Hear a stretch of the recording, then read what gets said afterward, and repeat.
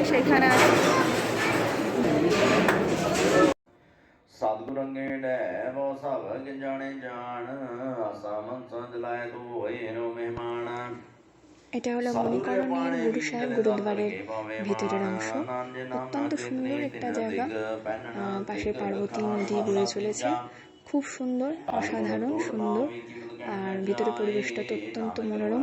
সেখানে সারাক্ষণ স্তোত্রপাঠ হয়ে চলেছে, শিখেদের স্তোত্রপাঠ যেটা, সেটা হয়ে চলেছে। ভীষণ সুন্দর পরিবেশ, মন একেবারে ছুঁয়ে যায়, মন ভালো হয়ে যায়।